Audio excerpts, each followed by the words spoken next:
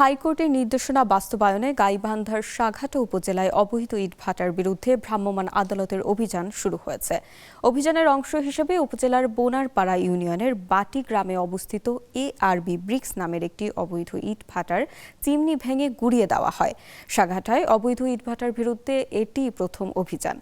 গতকাল রোববার 16 আগস্ট দুপুরে জেলা প্রশাসনের সহকারী কমিশনার ও নির্বাহী ম্যাজিস্ট্রেট রুমেন পালের নেতৃত্বে এই অভিযান পরিচালিত হয়। এ সময় জেলা পুলিশের উপপরিদর্শক SI নাজমুল ইসলাম ও আনসার নায়েক মোহাম্মদ কাশেমের নেতৃত্বে একটি দল অভিযানে সহযোগিতা করে। পরিবেশ অধিদপ্তরের তথ্য অনুযায়ী গাইবান্ধা জেলায় মোট 125টি ইটভাটার মধ্যে বৈধ মাত্র 16টি। হাইকোর্টের নির্দেশনা অনুযায়ী অবশিষ্ট 109টি অবৈধ ইটভাটার বিরুদ্ধে পর্যায়ক্রমে ব্যবস্থা নেওয়ার কথা রয়েছে। সহকারী কমিশনার ও নির্বাহী ম্যাজিস্ট্রেট রুমেন পাল জানান, উচ্চ আদালতের নির্দেশনা বাস্তবায়নে অবৈধ ইটভাটার বিরুদ্ধে এই অভিযান শুরু হয়েছে। সাঘাটায় ARB ব্রিক্সের চিমনি ভাঙার মাধ্যমে অভিযানের সূচনা হলো। পর্যায়ক্রমে তালিকার অন্তর্ভুক্ত অন্যান্য সকল অবৈধ ইটভাটাতেও অভিযান চালানো হবে।